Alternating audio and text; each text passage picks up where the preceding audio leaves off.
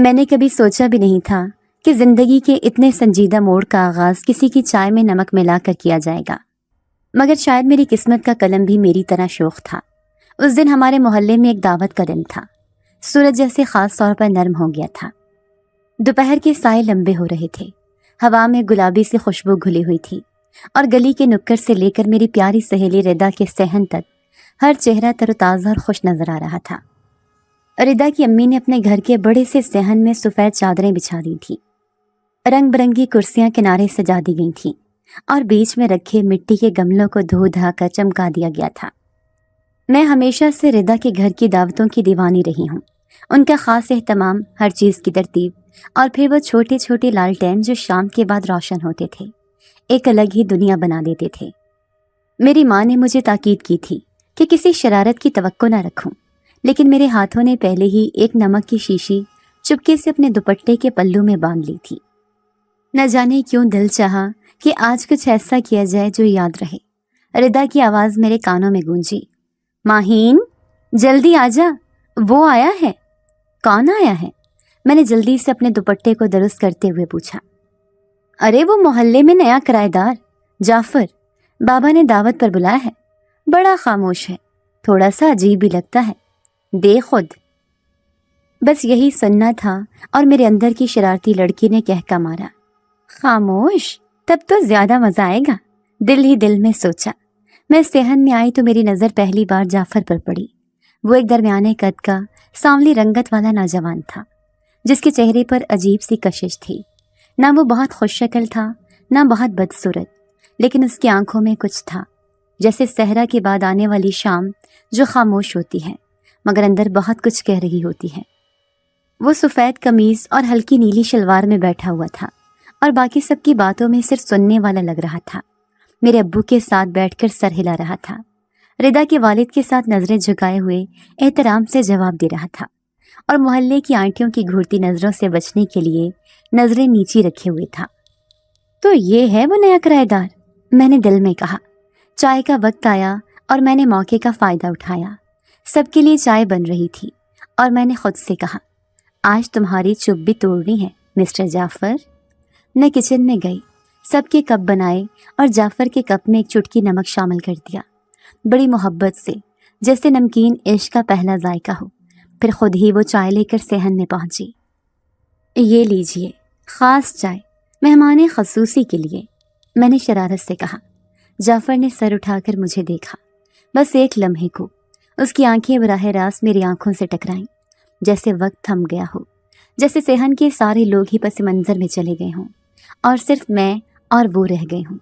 میں نے ہنسی دبا کر چائے کا کپ اس کے سامنے رکھا اور ایک طرف کھڑی ہو گئی، منتظر کہ کب وہ پہلا گھونٹ لے اور چہرہ بگاڑے۔ جعفر نے آہستگی سے چائے کا کپ اٹھایا۔ اس کے ہاتھ لمبے اور مضبوط تھے، لیکن انگلیوں میں ایک عجیب سی نرمی تھی۔ اس نے چائے کی پیالی ہونٹوں سے لگائی، ایک گھونٹ پیا اور پھر نہ کچھ کہا، نہ چہرہ بدلا، بس وہ میری طرف دیکھنے لگا۔ اس کی آنکھوں کی چمک جیسے بڑھ گئی ہو۔ لمحہ بھر کو اس نے ہاتھ بڑھا کر میری کلائی تھام لی، نرمی سے، جیسے کوئی انکہی بات کہنا چاہتا ہوں۔ میرا دل دھک سے رہ گیا، نہ وہ مسکرایا نہ ناراض ہوا، بس ایک خاموش لمس، جیسے کوئی بہت پرانا وعدہ نبھا رہا ہو۔ نمکین ہے، بس اتنا کہا، مگر اس کی آواز میں کوئی ناراضی نہیں تھی، جیسے وہ جانتا ہوں کہ میں یہ کروں گی، جیسے میں اسے برسوں سے جانتی ہوں، یا شاید وہ مجھے برسوں سے جانتا تھا۔ عجیب سی حرارت میرے چہرے پر پھیل گئی، شرم سے نہیں، الجھن سے، خوف سے نہیں، کشش سے۔ میں نے جھٹکے سے ہاتھ چھڑوایا، مگر وہ ہلکا سا مسکرا دیا، ایک مسکراہٹ جو لبوں تک نہیں پہنچی، بس آنکھوں میں تھی۔ پھر وہ چائے پیتا رہا، جیسے کچھ ہوا ہی نہیں۔ وہ گاؤں سے آیا ہے، ردا کے ابو سب کو بتا رہے تھے۔ بولا کہ ماں بوڑھی ہے، کوئی بڑا روزگار نہیں ہے، یہاں کام کی تلاش میں آیا ہے، بڑا سلجھا ہوا لڑکا ہے، پڑھا لکھا بھی ہے، بس تھوڑا سا اکیلا رہتا ہے۔ میں نے دور کھڑے ہو کر اسے دیکھا، اس کے ہونٹ ہل رہے تھے، وہ سب سے مل رہا تھا، لیکن میری نظریں اس کے ہاتھ پر تھیں، جس نے میری کلائی پکڑی تھی، جیسے وہ لمس میرے جسم سے گزر کر میری روح میں اتر گیا ہو۔ دعوت ختم ہو رہی تھی، لوگ رخصت ہو رہے تھے، مگر میری کہانی کا پہلا باب کھل چکا تھا۔ ایک کپ نمکین چائے، ایک لمس اور ایک نظر۔ اس دن مجھے لگا میں نے کھیل کھیلتے کھیلتے کسی اور ہی دنیا کا دروازہ کھول دیا ہے۔ وہ انسان ضرور لگتا تھا، لیکن اس کی خاموشی میں گہری انجانی دنیا چھپی ہوئی تھی۔ شاید وہ خود بھی نہیں چاہتا تھا کہ میں جانوں، مگر کچھ تو ایسا تھا جو مجھے کھینچ رہا تھا۔ شاید میری شرارت نے اس کی توجہ کھینچی، یا شاید میں وہ کردار تھی جس کا انتظار وہ برسوں سے کر رہا تھا۔ یہ میں بعد میں جانوں گی، مگر اس دن، اس لمحے، وہ لمس میرے لیے ایک اشارہ تھا کہ میری شوخی کی دنیا اب بدلنے والی ہے۔ اور وہ جعفر شاید صرف مہمان کرایہ دار نہیں تھا، شاید وہ میرا نصیب تھا، یا شاید میرے نصیب کا امتحان۔ میں نے ہمیشہ محلے میں ہونے والی چھوٹی چھوٹی تبدیلیوں کو فوراً بھانپ لیا ہے۔ کہتی ہیں کہ تمہاری ناک کسی جاسوس کی سی ہے، اور کان ایسے جیسے گلی کے سرے سے پڑوس کی سرگوشی سن لیتے ہوں۔ مگر اس دن جب جعفر پہلی بار ہمارے محلے میں آیا، میں اس وقت گھر پر نہیں تھی، ورنہ شاید میں اس کے آنے کے وقت ہوا کے بدلے ہوئے رخ یا آسمان کی تھمی ہوئی نیلاہٹ کو سمجھ جاتی، مگر میں نہیں تھی، اور یہی میری پہلی محرومی تھی۔ شام کے قریب جب میں دعوت سے تھک کر لوٹی، دوپٹے سے پسینہ صاف کرتی ہوئی جیسے ہی اپنے گھر کے دروازے پر پہنچی، مجھے کچھ الگ سا محسوس ہوا، ایک عجیب سی خاموشی جو عام طور پر ہماری گلی میں کبھی نہیں ہوتی۔ روزانہ کی طرح وہ چھوٹی بچیاں جو گلی میں گڑیا گڈی کھیلتے تھے آج سنجیدہ ہو گئی تھیں، اور ان کے منہ حیرت سے کھلے ہوئے تھے۔ کونے پر بیٹھنے والے دادا جان جو روز اخبار کے صفحے کے ساتھ چیخ چیخ کر خبریں سنایا کرتے تھے، آج خاموشی سے ایک طرف دیکھ رہے تھے، اور وہی طرف، ہاں وہی زاویہ، میری نظریں بھی کھنچتی چلی گئیں۔ وہ خالی مکان جس میں کبھی کوئی نہیں رکتا تھا، جس کی دیواروں پر پرانا سا رنگ چڑھتا رہتا تھا، جس کے صحن کی اینٹیں کھنکھناتی تھیں، آج وہاں کوئی کھڑا تھا، ایک نوجوان، درمیانہ قد، سفید قمیض میں ملبوس، نیلے رنگ کی شلوار پہنے، کندھے پر ہلکا سا صافہ، جیسے گاؤں کے کسی حویلی سے نکل کر سیدھا شہر کے درمیان چلا آیا ہو۔ میں ٹھٹک گئی۔ وہ پشت کیے کسی سے بات کر رہا تھا، ہاتھ میں ایک پرانا بیگ تھا اور پاؤں میں چپل جو کہیں سے خالص چمڑے کی لگ رہی تھی، لیکن جو بات مجھے سب سے زیادہ چونکا گئی وہ اس کے کھڑے ہونے کا انداز تھا، جیسے زمین اس کی تھی، جیسے وہ نئی جگہ پر آ کر گھبرا نہیں رہا تھا، بلکہ ہر چیز کا جائزہ لے کر خود اپنی مرضی سے اپنانے کا ارادہ رکھتا ہو۔ میں کچھ دیر تک وہیں کھڑی رہی، اس کی حرکات کو بغور دیکھتی رہی۔ اس کی گفتگو جو بہت مدھم اور نرمی سے جاری تھی مجھے سنائی تو نہیں دی، مگر اس کی زبان کے اتار چڑھاؤ نے بتایا کہ وہ زیادہ بولنے والا شخص نہیں، بس اتنا کہتا ہے جتنا ضروری ہو۔ میری اماں کی آواز نے مجھے چونکا دیا جو مجھے اندر بلانے لگی تھی۔ ماہین، وضو کر لو، مغرب کا وقت ہو رہا ہے۔ میں اندر تو آ گئی مگر دل وہیں رہ گیا تھا، اس پراسرار وجود کے پاس جو محلے میں اچانک آ کر ہمارے ماحول کی ترتیب بدل گیا تھا۔ رات کو کھانے کے وقت میں نے کچھ زیادہ بات نہیں کی، جبکہ میرا معمول ہوتا ہے کہ ہر نوالے کے ساتھ ایک قصہ، ایک شکایت یا کسی پڑوسن کی خبر اماں کو سناتی ہوں، مگر آج میں چپ تھی۔ ابو بھی شاید میری خاموشی کو محسوس کر رہے تھے، مگر کچھ کہا نہیں۔ رات کو بستر پر لیٹی تو کھڑکی سے چاند کی روشنی کمرے میں پڑ رہی تھی، اور عجیب بات یہ تھی کہ میں نے چاندنی کے رنگوں میں اس کی قمیض کا عکس دیکھا، سفید، صاف اور کچھ ادھورا سا، جیسے وہ خود بھی مکمل نہیں، یا شاید مکمل ہو کر بھی ادھورا لگتا ہو۔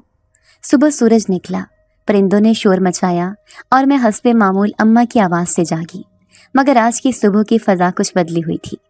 کچن میں داخل ہوئی تو اماں اور ابو کے درمیان وہ گفتگو جاری تھی جو میرے لیے بالکل غیر متوقع تھی۔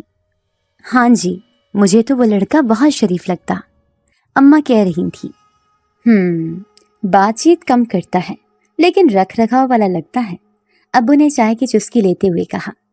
پتہ چلا ہے، گاؤں سے آیا ہے، ماں اکیلی ہے وہاں، پڑھا لکھا بھی ہے، کچھ روزگار کی تلاش میں آیا ہے، کہاں سے کہاں نکلا بیچارہ۔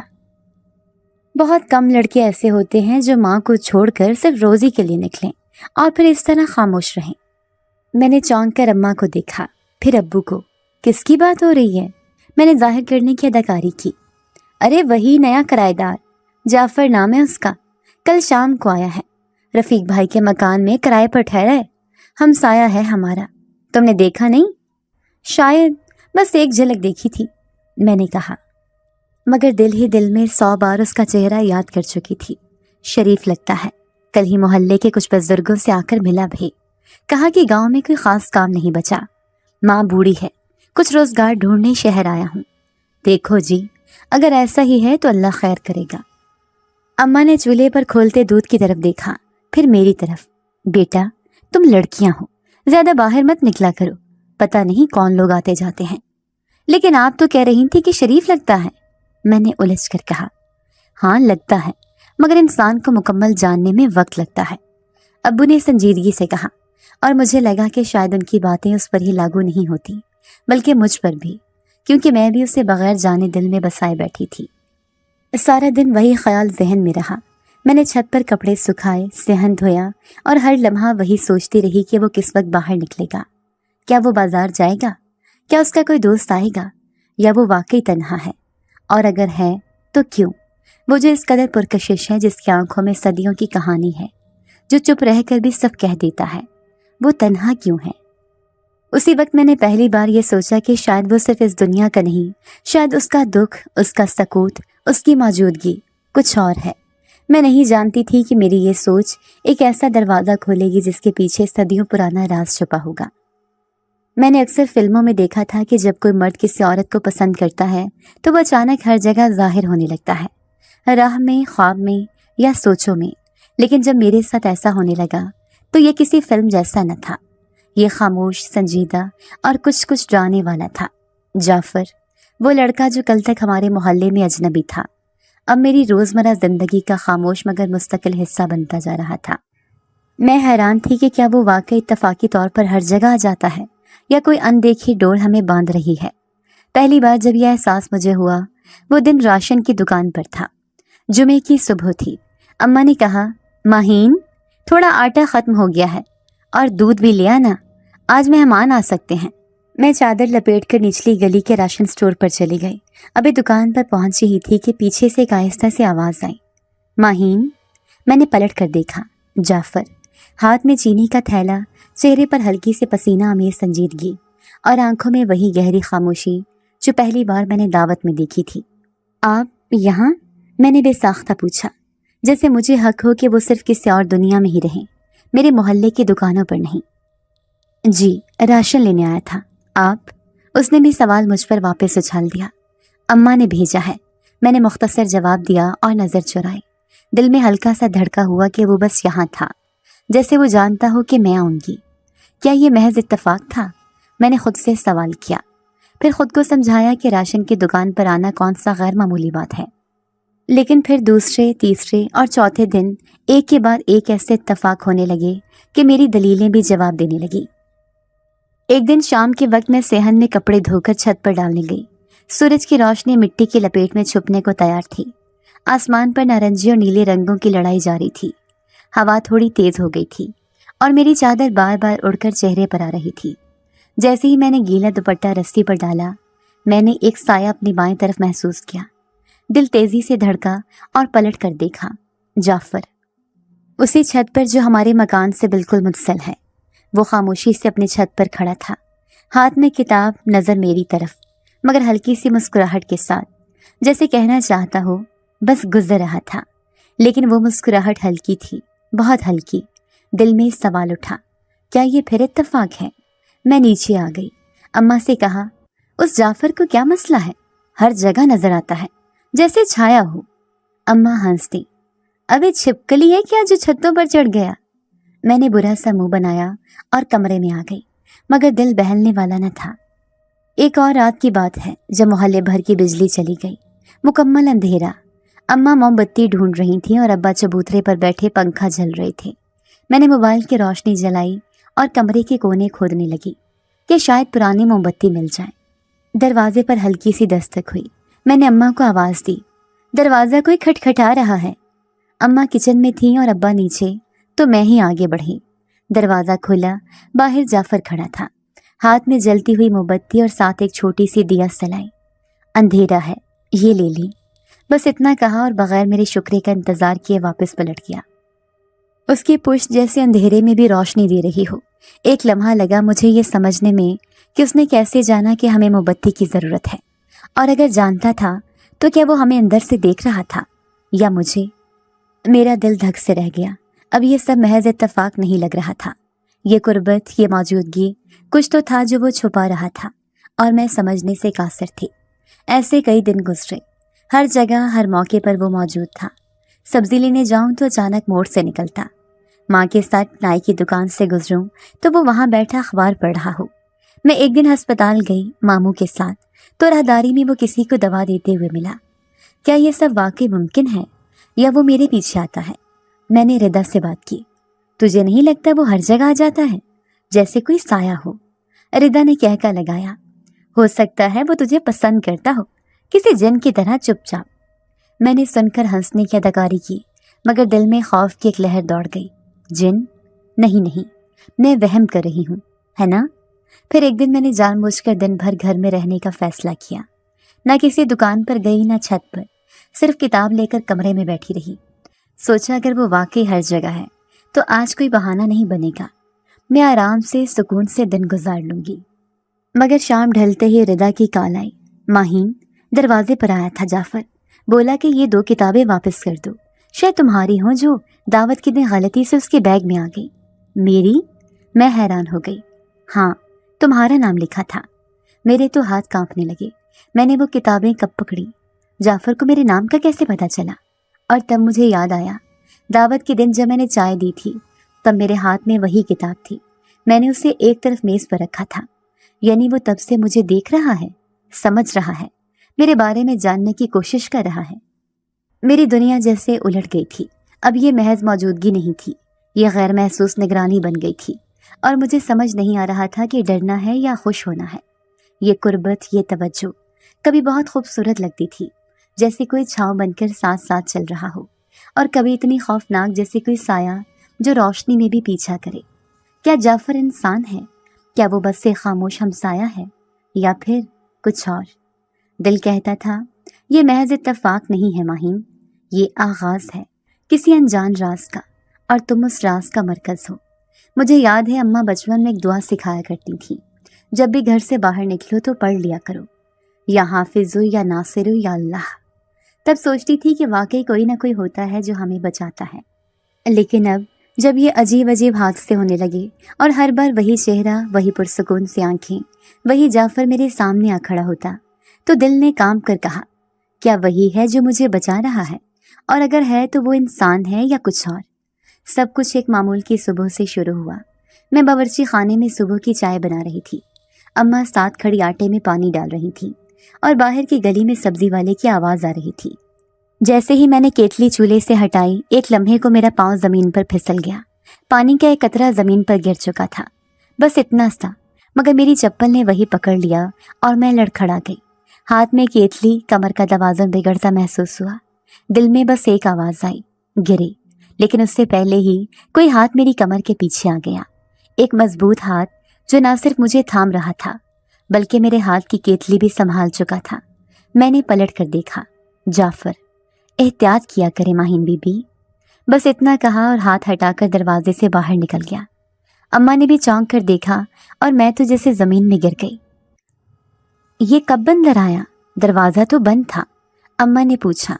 پتہ نہیں، میں نے بس اتنا کہا اور دل میں وہ لمس اب بھی محسوس ہو رہا تھا، نہ نرم نہ سخت، مگر عجیب سا محفوظ۔ تب یہ پہلی بار لگا کہ وہ ہر بار اتفاقی طور پر نہیں آتا، وہ جانتا ہے کہ مجھے کب ضرورت ہے۔ اس کے بعد جیسے میری زندگی میں چھوٹے چھوٹے سانحے روز کا معمول بن گئے۔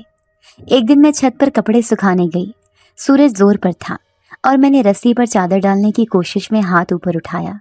اچانک رسی سے ٹنگا بلب جو عرصے سے لٹکا ہوا تھا اچانک دھماکے سے گرا، بالکل میرے سر کے اوپر۔ چیخ بھی نہ نکلتی کہ جعفر دوڑتا ہوا آیا اور میرا بازو کھینچ کر پیچھے کر لیا۔ بلب میرے قدموں کے قریب گرا اور ریزے بکھر گئے۔ یہ پرانی چیزیں ہٹوا دیں، خطرناک ہیں، اس نے خاموشی سے کہا اور بغیر ایک لمحہ ضائع کیے چھت سے نیچے چلا گیا۔ میں کچھ لمحے یوں ہی کھڑی رہی، بلب کے ٹوٹے ریزوں میں اپنا چہرہ جھلکتا دیکھا اور دل میں ایک سوال ابھر آیا، کیا وہ میرے قریب ہی رہتا ہے یا میں ہی ہر حادثے کے وقت اس کے قریب آ جاتی ہوں؟ ایک دن تو حد ہو گئی، میں بس میں سفر کر رہی تھی، بازار جا رہی تھی کچھ ضروری چیزیں لینے، بس کھچا کھچ بھری ہوئی تھی۔ میں دروازے کے قریب کھڑی تھی کیونکہ اندر جگہ نہ ملی۔ میرے ہاتھ میں بیگ، دوسرے ہاتھ سے میں نے بس کی سلاخ تھام رکھی تھی۔ اچانک بس نے ایک جھٹکا کھایا، میرے ہاتھ سے سلاخ چھوٹ گئی اور میں پیچھے کی طرف لڑکھڑا گئی۔ بس کے دروازے سے گرنے والی تھی، آنکھوں کے سامنے موت کی جھلک سی محسوس ہوئی، لیکن تب بھی وہی ہوا किसी ने मेरी कमर पीछे से थाम ली और इतनी कुव्वत से मुझे संभाला कि मेरा पाँव जमीन से 1 इंच ऊपर रह गया। जब मैंने पलटकर देखा, जाफर, ये बसें किसी को नहीं बख्शती, बस इतना कहा और भीड़ में गुम हो गया। न इंतजार, न सवाल, न तसल्ली, बस आता है, बचाता है और चला जाता है। मुझे समझ नहीं आता था कि अब मैं शुक्र अदा करूं या डर जाऊं। दिन ब दिन ये हादसात बढ़ते जा रहे थे और वो जाफर जैसे हर बार मेरे पहले से जानता हो कि क्या होने वाला है। कभी सीढ़ी से फिसलती हूँ, वो नीचे खड़ा होता है। कभी बाजार में ठेला टकरा जाता है, वो मुझे अपनी तरफ खींच लेता है। कभी बारिश में छतरी उड़ती है और मैं भीगने लगती हूँ, वो आकर शाना बशाना खड़ा हो जाता है और उसके पास छतरी पहले से मौजूद होती है। एक दिन तो अम्मा ने भी पूछ लिया, माहीन, ये जाफर हर वक्त कहाँ से आ जाता है, तुम्हारे पीछे है क्या? मैं हंसती, पता नहीं अम्मा, या तो वो जिन है या मैं पागल हो गई हूँ। लेकिन ये हंसी सिर्फ होंठों पर थी, दिल में तो खौफ धड़कने लगा था। मैंने एक बार जाफर से पूछ लिया, आप हर बार वहाँ क्यों आते हैं जहाँ मैं गिरने वाली होती हूँ? वो रुका, मेरी तरफ देखा और बस इतना कहा, शायद तुम्हें गिरने से पहले कोई रोकने वाला तुम्हारे नसीब में लिखा हो। फिर वो चला गया। मैं देर तक उस जुमले में छुपी बात को समझने की कोशिश करती रही। क्या वो मेरा मुहाफिज है? क्या वो इंसानों जैसा है या फिर वो कोई और है? मुझे अब यकीन होने लगा था कि मेरे इर्द गिर्द कुछ है, कुछ अनदेखे पर्दे, कुछ अनसुने इशारे और एक साया जो सिर्फ मेरे लिए मखसूस है। अब मुझे रोशनी से ज़्यादा अंधेरे में सुकून मिलने लगा था, क्योंकि अब मैं जानती थी कि वहाँ कहीं वो मौजूद होगा। लेकिन ये कैसा सुकून था जो कभी कभी मेरी सांसें रोक लेता था। ये कैसा मुहाफिज था जिसे छूने से भी डर लगता था। मैं उलझ गई थी। ये सिर्फ हादसात नहीं थे, ये मेरे नसीब के दरवाजे पर कोई अनदेखी दस्तक थी। और मुझे अब यकीन होने लगा था कि जाफर सिर्फ इंसान नहीं, दुनिया का शोर और मेरी खामोशी। जब खाला ने मेरे ख्वाबों को रिश्ते के पलंग से बांधना चाहा, माहीन की जुबानी।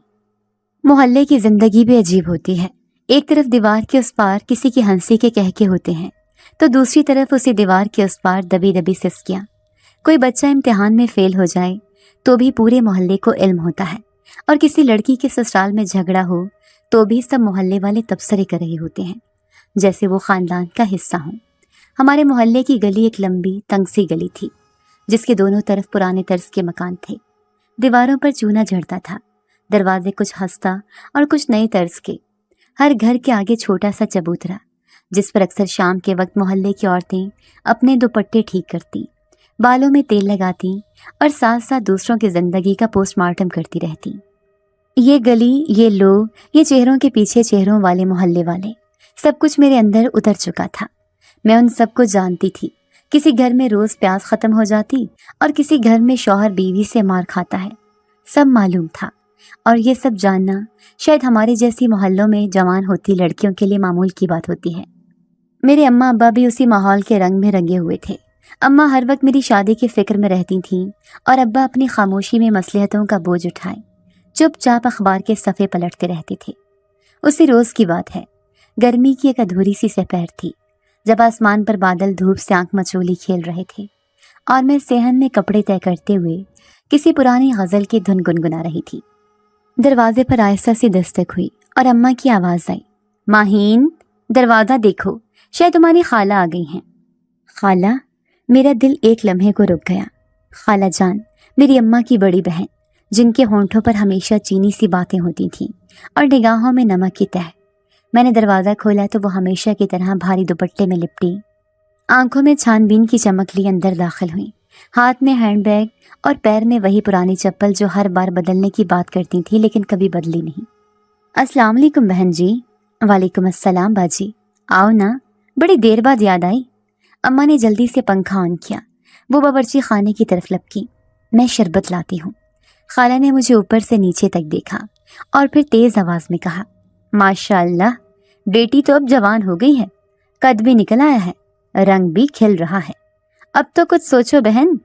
मैं चौंकी। वो कुछ यूं बोल रही थी जैसे कोई किसान कह रहा हो, फसल पक गई है, अब कटाई कर लो।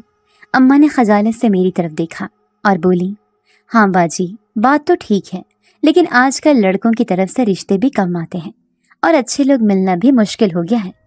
मुश्किल क्या, तुम ही नकम्मी हो गई हो बहन। खाला ने फौरन झाड़ दिया। हमारी उम्र में तुम्हारा निकाह हो चुका था। अब तुम्हारी बेटी अकेली, खूबसूरत और मोहल्ले में न जाने कौन कौन से नजरों से उसे देखता होगा। कल को कोई बात बन गई तो किसको जवाब दोगी? मैं चुपचाप बैठी सुनती रही। ये पहली बार नहीं था जब मेरे बदन, मेरे चेहरे, मेरे कद, मेरी उम्र पर ऐसे गुफ्तगू हुई थी, मगर हर बार जब ये मौजू छिड़ता मेरी रूह में खराश उभरती, क्योंकि मेरे ख्वाबों का जिक्र कोई नहीं करता था, ना मेरे इरादों का, ना मेरे दिल के किसी गोशे में छुपे खौफ या तमन्नाओं का। और वैसे भी खाला बोलती गई, अभी कल ही रज़िया बेगम का बेटा नौकरी पर लग गया है, पढ़ी लिखी बीवी की तलाश में है, एक नज़र में अगर फैसला हो जाए तो बात बन सकती है। खाला जान, मैंने पहली बार खुद को रोका नहीं। क्या रिश्ता सिर्फ कद, रंग और नौकरी की बुनियाद पर तय हो जाना चाहिए? वो चौंकी और मुझे घूर कर देखा, जैसे मैं किसी और सयारी की मखलूक हूँ। तो और क्या, मोहब्बत का तमाशा लगाओगी? वो तन से बोली, हमारी दुनिया में मोहब्बत नहीं चलती, यहाँ तो निभा करना पड़ता है। जो दे दिया कबूल कर लिया, इज्जत की रोटी खाओ और खामोश रहो। मैंने आहिस्ता से कहा, लेकिन शायद मेरी किस्मत कुछ और लिखी गई है, या शायद मेरी तकदीर किसी और के हाथ में है। खाला ने फौरन कहा, अल्लाह ना करे, ऐसा भी क्या सोचना, बस मैं तो बहन से कह रही हूँ, बेटी को समझाओ, अब ज्यादा देर ना करो। अम्मा ने खाला की बातों पर सिर्फ सर हिलाया, मगर मैंने उनकी आंखों में कुछ और देखा। एक माँ की बेबसी, एक माँ की खामोश रजामंदी। वो दिन मेरे लिए आम दिन न था, वो मोहल्ले की औरतों की 100 बातों का निचोड़ था। वो दिन था जब मुझे लगा कि मैं किसी कहानी की किताब में किरदार हूँ, जो खुद कुछ नहीं चाहता, बस बाकी सब उसके लिए सोचते हैं, फैसला करते हैं और अंजाम भी लिख देते हैं। शाम को गली में फिर वैसे ही औरतें बैठी थीं, वही चुगलखोर आंटी, जिन्हें पता होता कि किसके घर क्या पका, किसने क्या पहना और कौन किसके साथ हंसा। वो सब मेरी तरफ देखकर मुस्कुरा रही थी, जैसे खाला ने जाते उनको खबर दे दी हो। माहीन की शादी की बात चल रही है। और फिर अगले दिन से मोहल्ले का माहौल वैसा न रहा। चंद लड़कियां हसद से मुझे देखने लगी, कुछ खवातीन मशवरे देने लगी और कुछ जाफर को घूरने लगी, जैसे अब वो रुकावट बन चुका हो। और मैं बस छत पर खड़ी आसमान की तरफ देखती रही, जहाँ सूरज ढल रहा था और हवा में कैसी खुशबू रची थी, जैसे कोई कहीं मेरी दास्तान का कोई और बाब लिख रहा हो, इस दुनिया से हटकर। मोहब्बत का कोई एक चेहरा नहीं होता, कभी ये कहके में छुपी होती है, कभी नज़र झुकाने में और कभी मुकम्मल खामोशी में। और जाफ़र की मोहब्बत, वो मोहब्बत शायद खामोशी की आखिरी हद थी। कोई शोर नहीं, कोई इकरार नहीं, कोई ख़त, कोई फूल, कोई फिल्मी डायलॉग, कुछ नहीं, बस निगाहों में एक ठहराव, हरकत में एक नरमी और कदमों में खामोश हमराही, जो रोज़ मेरे पीछे पीछे जैसे एक नज़र न आने वाली चादर की तरह बिछता चला जा रहा था। ये सब कुछ महसूस हो रहा था। मैं इतनी भी नासमझ ना थी कि जाफ़र की हर बार मौजूदगी को महज इत्तेफाक समझूं। वो जो छोटे छोटे कामों में मदद करके खामोशी से पलट जाता, वो जो बाजार में मेरे भाई के साथ मुझे खड़ा देखकर भी नजरें नीची कर लेता, वो जो अम्मा के बीमार पड़ने पर खामोशी से दवा लाकर दरवाजे के करीब रख जाता। ये सब कोई अनजाने से नहीं करता, ये कोई वो करता है जिसका दिल किसी और के लिए खामोशी से धड़कने लगे। और मैंने महसूस किया हर बार, हर लम्हा। लेकिन शायद मेरा दिल अब भी ज़िद्दी था, या मेरी तरबियत, या शायद वो ख्वाब जो मैंने बचपन से देखे थे, जिनमें मोहब्बत करने वाला शख्स शोख बोलने वाला, कह के बखेरने वाला होता था, ना कि ऐसा खामोश साया जो मेरे आसपास रहकर भी मुझसे कुछ न कहे। और फिर वो शाम, वो लम्हा जो मेरी ज़िंदगी का एक अलग बाब बन गया। गर्मियों की एक दुबीज शाम थी। सूरज अपनी नारंगी चादर को आसमान से समेटने में मसरूफ़ था। हवा में गर्द के ज़रात तैर रहे थे और मैं छत पर खड़ी अपने बाल सुखा रही थी। हवा मेरे बालों को बखेर रही थी, जैसे वो भी उन्हें महसूस करना चाहती हो। नीचे अम्मा ने आवाज़ दी, माहीन, कपड़े समेट लेना, मगरिब का वक्त होने वाला है। मैंने हाँ में सर हिलाया, मगर वो लम्हा कुछ और ही ले आया। जाफ़र मेरी छत पर आ गया। हाँ, मैंने उसे पहली बार बेचैन देखा। वो जो हमेशा खामोश, मुकम्मल और नाप तोल कर कदम रखने वाला शख्स था, आज उसके पाँव जैसे रुक रुक कर चल रहे थे। नज़रें मेरे चेहरे पर अटक अटक कर वापस झुक रही थीं और सांस जैसे उसके गले में अटक गई हो। माहीन, बस इतना कहा उसने और मैं चौंक गई। इतने महीनों की खामोशी के बाद उसकी ज़ुबान से अपना नाम सुनना ऐसा था जैसे किसी बंद कुएं से यकदम पानी फूट पड़े। जी, मैंने सवालिया अंदाज में पलट कर देखा। मेरे दिल ने धड़कना तेज़ कर दिया था, मगर मेरी आंखें अब भी सवाली थीं। वो क्या कहना चाहता था? मैं कुछ कहना चाहता हूँ, کہہ دیں میں نے خود کو سنبھالا جیسے میں ایک استاد ہوں اور وہ کوئی شرمیلا طالب علم۔ جعفر خاموش ہو گیا۔ کچھ لمحے یوں ہی گزر گئے۔ صرف ہوا کی سرسراہٹ تھی اور اس کے چہرے پر جھلکتی ایک بے چینی جو شاید برسوں سے رکھی ہوئی بات کہنے کا بوجھ لیے ہوئے تھی۔ پھر اس نے آہستہ سے کہا، تمہیں دیکھا تو لگا کچھ تعلق ہے، شاید پرانا، شاید بھولا ہوا، یا شاید آنے والا، لیکن جو بھی ہے وہ گہرا ہے۔ میں سمجھ نہیں پایا، بس محسوس کرتا رہا۔ ہر بار، ہر دن تمہارے آس پاس رہنا، تمہیں دور سے دیکھنا مجھے مکمل سا لگتا تھا۔ میری سانس تھمی۔ یہ اقرار نہیں تھا، یہ درد تھا۔ وہ بول رہا تھا لیکن جیسے اپنے دل کے کسی زخم کو کھول رہا ہو۔ ماہین، میں نہیں جانتا محبت کیا ہوتی ہے، لیکن اگر یہ وہی ہے جو مجھے تمہارے لیے محسوس ہوتا ہے تو شاید میں نے ہاتھ اٹھا دیا۔ نہیں جعفر، مجھے تمہارے جیسے لوگ پسند نہیں۔ وہ چونکا جیسے کسی نے اس کے چہرے پر پانی پھینک دیا ہو۔ میرے جیسے؟ ہاں، تم جیسے، چپ، خاموش، عجیب اور ہر وقت گھورتے رہنے والے۔ تم کچھ نہیں کہتے، صرف موجود رہتے ہو، اور یہی مجھے پریشان کرتا ہے۔ محبت خاموش نہیں ہوتی جعفر، وہ بولتی ہے، کہکا لگاتی ہے، دوستی کرتی ہے۔ تم نے کبھی مجھ سے دوستی بھی نہیں کی، بس سائے کی طرح پیچھے رہے۔ جعفر کا چہرہ جیسے بجھ گیا۔ تو تمہیں میری موجودگی سے الجھن ہوتی ہے؟ میں نے خود پر قابو پاتے ہوئے کہا۔ نہیں، الجھن نہیں، بس سمجھ نہیں آتی تمہارا مقصد کیا ہے۔ تم ہو کیا؟ تم خاموش کیوں رہتے ہو؟ تم کس دنیا کے ہو؟ وہ خاموش ہو گیا، پھر آہستہ سے بولا، کاش میں جواب دے سکتا، اور پھر ایک گہرا سانس لیا، جیسے وہ سب کچھ کہنا چاہتا ہو لیکن نہیں کہہ سکتا۔ میں پلٹ گئی، آنکھوں میں نمی لیے، دل میں بوجھ لیے۔ مجھے اس سے نفرت نہیں تھی، نہ ہی کراہیت، صرف خوف تھا۔ اس کی خاموشی، اس کی غیر مرئی موجودگی، اور اس کے اندر چھپی کوئی بات جو وہ ہر بار چھپا لیتا تھا۔ اور شاید میں بس یہ چاہتی تھی کہ کوئی مجھے کھل کر چاہے، چھپا کر نہیں۔ جعفر اسی شام چھت سے اتر گیا، اور میں جانتی تھی وہ اب کم نظر آئے گا، لیکن عجیب بات یہ تھی کہ اس کے جانے کے بعد چھت بھی سنسان لگنے لگی، اور میرا دل کچھ خالی۔ مجھے نہیں معلوم کہ یہ سب کب، کیسے اور کیوں ہوا۔ ایک صبح تھی جیسے ہر صبح ہوتی ہے۔ سورج نے اپنی تیز روشنی کمرے کی دیوار پر بھیجی۔ اماں نے کچن سے پکارا، اور میں حسب معمول نیند سے بوجھل آنکھوں کے ساتھ جاگ گئی۔ لیکن اس دن اماں کی آواز میں کچھ اور تھا، کچھ ایسا جو عام دنوں جیسا نہیں لگ رہا تھا۔ ایک گھبراہٹ، ایک بے چینی، جیسے کسی نے ان کے دل میں کوئی بھاری بات ڈال دی ہو۔ ماہین، جلدی آ جاؤ، تمہاری خالہ آئی ہیں اور ایک اہم بات کرنی ہے۔ خالہ؟ دل میں جیسے کچھ اٹک سا گیا۔ خالہ جب بھی آتی تھیں یا تو کوئی شکوہ ہوتا تھا یا شادی کی بات، اور میرا دل وہ پہلے ہی جعفر کی پراسرار خاموشی اور اپنی زندگی کی الجھنوں میں پھنسا ہوا تھا۔ جب میں کمرے سے نکلی تو صحن میں خالہ، اماں اور 2 رشتہ دار عورتیں بیٹھی تھیں، وہی جو ہر دعوت میں سب سے پہلے پہنچتی تھی اور ہر شادی میں کسی نہ کسی برائی کرنے میں مصروف رہتی۔ مجھے دیکھتے ہی جیسے سب کی نظریں مجھ پر جم گئی۔ میں نے دھیمی آواز میں سلام کیا اور زمین کی طرف نظریں جھکا لی۔ خالہ نے بڑے جوش سے کہا، ماشاءاللہ، لڑکی تو گڑیا بنی بیٹھی ہے۔ بس بہن، اب وقت ہے اس کے ہاتھ پیلے کرنے کا۔ کل ہی ہمارے عزیز کے بیٹے کی تصویر دیکھی، دل خوش ہو گیا۔ انجینئر ہے، سرکاری نوکری ہے، ماں باپ بھی نیک ہیں، بس رشتہ لائی ہوں۔ میری سانس جیسے رک گئی۔ یہ وہ لمحہ تھا جس سے ہر جوان لڑکی کسی نہ کسی موڑ پر ٹکرا ہی جاتی ہے، جب رشتے آتے ہیں اور اس کے اپنے خیالات، خواب اور چاہتیں دیوار سے ٹکرا جاتی ہیں۔ اماں نے میری طرف دیکھا، آنکھوں میں منت، لبوں پر خاموشی۔ کیا کہتی ہے ماہین؟ خالہ نے سوال پھینکا، جیسے میں کوئی سامان ہوں جس پر قیمت لگانے سے پہلے گاہک کی رائے جاننا ضروری ہے۔ میں نے کچھ نہیں کہا، بس سر جھکا لیا۔ دل میں جیسے ہنگامہ برپا تھا۔ جعفر، وہ چپ چاپ محبت، وہ ہر بار بچا لینے والا وجود، وہ جو آج کل مجھے نظر نہیں آ رہا تھا، وہ سب یاد آنے لگا۔ ماہین، کچھ تو کہو بچی، اماں نے آہستہ سے پکارا۔ میں نے دھیمی آواز میں کہا، اماں، میں ابھی تیار نہیں۔ تیار نہیں؟ خالہ کی آواز بلند ہو گئی۔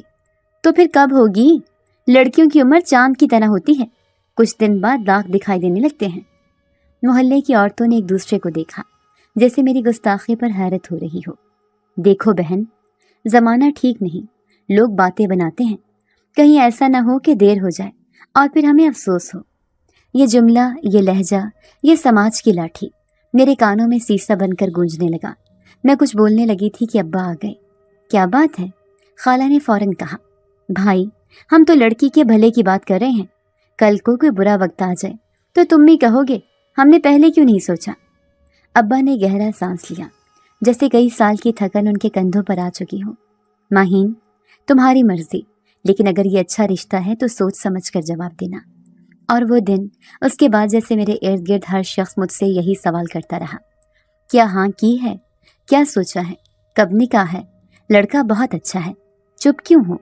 میرے کمرے کی دیواریں بھی اب خالہ کی باتیں دہرانے لگی تھیں، اور جعفر، وہ غائب تھا، وہ جو ہر لمحے میرے آس پاس رہا، وہ جو چھت پر میرے بالوں کی خوشبو سے واقف تھا، وہ جو ہر خطرے میں میری ڈھال بنتا رہا، وہ اچانک جیسے زمین نگل گئی ہو، آسمان پی گیا ہو۔ کئی دن گزر گئے، نہ گلی میں نظر آیا، نہ چھت پر، نہ راشن کی دکان پر۔ پہلے تو میں نے سوچا شاید اس نے خود کو پیچھے ہٹا لیا ہو میرے انکار کے بعد، لیکن جب مسلسل 6 دن گزر گئے اور اس کی کوئی جھلک بھی نظر نہ آئی، تب دل میں بے چینی نے ڈیرے ڈال لیے۔ کیا وہ چلا گیا؟ کیا اس نے سنا کہ میرے لیے رشتہ آیا ہے اور چپ چاپ چلا گیا؟ یا شاید کوئی اور بات ہے؟ محلے میں بھی چہم گوئیاں شروع ہو گئیں۔ وہ کرایہ دار لڑکا کہیں چلا گیا لگتا ہے، شاید نوکری مل گئی ہو یا گھر واپس چلا گیا ہو، اور میں اندر سے ٹوٹنے لگی تھی، نہ رشتہ قبول کر پا رہی تھی، نہ اس کی خاموشی سہ پا رہی تھی۔ ایک رات میں چھت پر چپ چاپ کھڑی تھی، اندھیرا چھایا ہوا تھا اور چاند بھی بادلوں کے پیچھے چھپا ہوا تھا۔ میں نے آنکھیں بند کی اور دل میں وہ سب الفاظ گونجے جو جعفر نے اس شام چھت پر کہے تھے، شاید تمہیں گرنے سے پہلے کوئی روکنے والا تمہارے نصیب میں لکھا ہو۔ اور اب وہی روکنے والا غائب تھا۔ خالہ روز فون کرتی تھی، کیا سوچا، ہمیں ہاں یا نہ چاہیے؟ اور میں سوچتی تھی، اگر جعفر واقعی کچھ محسوس کرتا تھا تو اب کہاں ہے؟ اگر اس کی محبت سچی تھی تو کیا اتنی آسانی سے مجھے چھوڑ دیا؟ یا پھر اس کی خاموشی کے پیچھے کوئی بہت بڑا راز چھپا ہے جو اسے اجازت نہیں دیتا؟ بس یہی سوال میری سانسوں میں گونجتے رہے، اور میں ایک ایسے راستے پر چل پڑی جہاں ہر قدم پر دنیا والوں کی آوازیں تھیں، لیکن جعفر کی خاموشی تھی۔ محبت کا جنون جب دل میں سرایت کرتا ہے تو نہ رات کی نیند بچتی ہے، نہ دن کا سکون۔ وہ جنہیں ہم ہمیشہ خود سے دور رکھتے ہیں، وہی ہمیں اندر سے جکڑ لیتے ہیں، اور تب جا کے سمجھ آتا ہے کہ خاموشیاں کتنی شور کرتی ہیں۔ جعفر کی غیر موجودگی نے میرے وجود میں ایسا خلا پیدا کر دیا تھا جسے نہ اماں کی جھڑکیاں، نہ ہی خالہ کی شادی کی باتیں بھر سکتی تھیں، اور نہ محلے کی گلیوں کا شور۔ وہ جو ہمیشہ ایک سائے کی مانند میرے آس پاس رہا، اب یکدم جیسے دھواں بن کر تحلیل ہو گیا تھا، اور میں جیسے ایک ایسی جگہ کھڑی تھی جہاں نہ آگے راستہ تھا، نہ پیچھے کوئی واپسی۔ وہ دن جب خالہ رشتہ لے کر آئیں، وہ انکار جو میرے لبوں سے نکلا، اور اس کے بعد جعفر کا غائب ہو جانا، یہ سب ایسے واقعات تھے جنہوں نے مجھے اندر سے ہلا دیا تھا۔ پہلے دن تو لگا شاید مصروف ہوگا یا کوئی اور کام نکل آیا ہوگا۔ دوسرا دن آیا تو دل میں ہلکی سی چبھن ہوئی، شاید ناراض ہے۔ تیسرے دن جیسے کوئی اندر سے چیخنے لگا، کیا وہ چلا گیا؟ میں چھوٹے چھوٹے بہانوں سے اس کے دروازے کے سامنے سے گزرنے لگی۔ کبھی اماں کو کہتی میں ناصر سے مرچ لینے جا رہی ہوں، کبھی کپڑے سمیٹنے کے بہانے چھت پر چلی جاتی کہ شاید نیچے جھانک کر اس کی کوئی جھلک دیکھ سکوں، پر ہر بار خالی راستہ، خاموش دروازہ، اور ایک ویرانی جو جیسے میرے دل میں بھی پھیلتی جا رہی تھی۔ پہلے میں اسے صرف ایک عجیب، پراسرار، چپ رہنے والا لڑکا سمجھتی تھی۔ مجھے اس کی خاموشی سے چڑھ تھی، اس کی آنکھوں کی گہرائی سے الجھن، پر اب وہی خاموشی، وہی نگاہیں میرے دل کا سکون بن چکی تھیں۔ میں نے اسے صرف اس وقت جانا جب وہ چلا گیا۔ اس کی کمی نے مجھے بتایا کہ وہ کتنا ضروری تھا۔ میرے دن کے شور میں، میری رات کی خاموشی میں، میرے چھوٹے چھوٹے لمحوں میں نے اپنی ڈائری نکالی جو برسوں سے بند پڑی تھی، اور اس میں ایک ایک دن، ایک ایک لمحہ لکھنا شروع کیا۔ جب اس نے مجھے بچایا، جب وہ چھپ کر میری مدد کرتا رہا، جب اس کی نگاہوں میں کچھ انکہی سی بات چھپی رہتی تھی، اور اب وہ تمام لمحے ایک بوجھ بن کر میرے دل پر سوار تھے۔ جعفر، تم کہاں ہو؟ یہ جملہ میں دن میں کئی بار خود سے کہتی، کبھی دل میں، کبھی آنکھوں میں، اور کبھی سسکیوں کے ساتھ۔ محلے میں کوئی خبر نہیں تھی۔ وہ لڑکا جو روز راشن لینے جاتا تھا، جو محلے کے بچوں کو سلام کرتا، جو اماں کے لیے پانی بھر دیتا، وہ اب کسی کو دکھائی نہ دیتا۔ خالہ کے مطابق وہ تو ویسے بھی زیادہ بولتا نہ تھا، چپکا سا لڑکا تھا۔ اچھا ہوا چلا گیا، شادی میں ویسے بھی مزاحمت آتی، پر میرے لیے تو وہ دل کا راز بن چکا تھا۔ میں نے کئی بار جعفر کے دروازے پر کان لگایا، کبھی آواز آئی، کبھی خاموشی نے جواب دیا۔ پھر ایک دن ہمت کر کے دروازے پر ہلکی سی دستک دی، پر کوئی جواب نہ آیا۔ دروازے کے نیچے سے جھانکا، کچھ نہیں دیکھا۔ جب گھر میں صدیوں سے کوئی نہ آیا ہو، میرے اندر ایک شور برپا ہونے لگا۔ ہر لمحہ، ہر گھنٹہ، ہر دن اس کی یاد میں گزرنے لگا۔ میں نے اماں سے بھی پوچھا احتیاطاً، اماں وہ جعفر بھائی نہیں دکھائی دیتے؟ اماں نے کہا اللہ جانے، شاید واپس اپنے گاؤں چلا گیا۔ ایسے کرایہ دار کب آتے ہیں کب جاتے ہیں کسی کو خبر نہیں ہوتی۔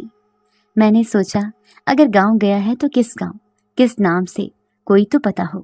پھر یاد آیا اس نے ایک بار کہا تھا میری ماں بوڑھی ہے، میں شہر میں روزگار کی تلاش میں ہوں۔ ماں تو کیا وہ اب اپنی ماں کے پاس چلا گیا یا کچھ اور؟ بے چینی کا یہ عالم ہو گیا تھا کہ میں دن رات اس کے بارے میں سوچنے لگی۔ اس کی باتیں، اس کا انداز، وہ چھت پر خاموش کھڑا ہونا، وہ آہستہ سے ہاتھ تھامنا، وہ بچا لینا، وہ نظروں کا ایک لمحہ رکنا، سب کچھ جیسے بار بار میرے ذہن میں فلم کی طرح چلنے لگا۔ میں نے اسے ہر جگہ ڈھونڈا، راشن کی دکان، بس سٹاپ، وہ چائے والا، وہ پرانا مسجد کا کونا جہاں وہ نماز پڑھتا دکھائی دیتا تھا، مگر ہر جگہ صرف خالی ہوا اور خاموش در و دیوار۔ کیا وہ انسان تھا بھی؟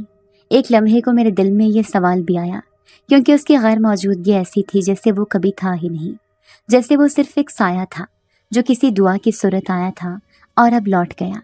میں راتوں کو جاگنے لگی، چھت پر بیٹھ کر آسمان کو دیکھنے لگی۔ کہاں ہو تم جعفر؟ میرے دل میں ایک طوفان تھا جو کسی کو دکھائی نہ دیتا۔ محلے والے اب بھی اپنی زندگی میں مصروف تھے، خالہ اب بھی رشتے ڈھونڈ رہی تھی، اماں اب بھی میری شادی کی باتیں کرتی تھیں، اور ابا وہ اب بھی خاموش تھے۔ مگر میں اب وہ ماہین نہ تھی جو صرف ہنستی تھی، شرارتی تھی، بے پرواہ تھی۔ اب میں وہ ماہین تھی جو ایک خاموش محبت کی آگ میں جل رہی تھی اور اس کی راکھ آنکھوں سے بہہ رہی تھی۔ ہر رات، ایک رات خواب میں نے اسے دیکھا، وہ دور کھڑا تھا، دھند میں لپٹا، اور بس ایک جملہ کہہ رہا تھا، میں لوٹوں گا جب تم جان لو گی کہ خاموشی بھی محبت کرتی ہے۔ اور میں جاگ گئی، آنکھوں میں نمی، دل میں اضطراب، اور لبوں پر اس کا نام، جعفر۔ کچھ دن بعد وہ جس طرح واپس آیا، وہ لمحہ ہی عجیب تھا۔ میں صحن میں کپڑے سکھا رہی تھی جب اچانک محسوس ہوا جیسے کسی کی نگاہیں پیٹھ میں چبھ رہی ہوں۔ مڑ کر دیکھا تو وہ وہیں کھڑا تھا، وہی جعفر، وہی چپ سا، ساکت مگر کچھ الگ۔ اس کے چہرے پر وہی خاموشی تھی، لیکن آنکھیں، ان میں کچھ تھا جو پہلے کبھی نہ دیکھا تھا، جیسے وہ گہرائی پا چکی ہوں جو انسانی آنکھوں کے بس کی نہیں۔ وہ آہستہ آہستہ چل کر اندر آیا اور بغیر کچھ کہے بس میرے سامنے کھڑا ہو گیا۔ میرے ہونٹوں پر کچھ الفاظ آ کر اٹک گئے۔ میں کہنا چاہتی تھی کہاں تھے تم، کیوں چلے گئے تھے، لیکن میرے لب جیسے قفل ہو چکے تھے۔ میں بس اسے دیکھتی رہی اور وہ مجھے۔ پھر اس نے نرمی سے کہا ماہین، ایک سوال کا جواب دو۔ میری سانس رک گئی۔ اگر میں انسان نہ ہوا تو؟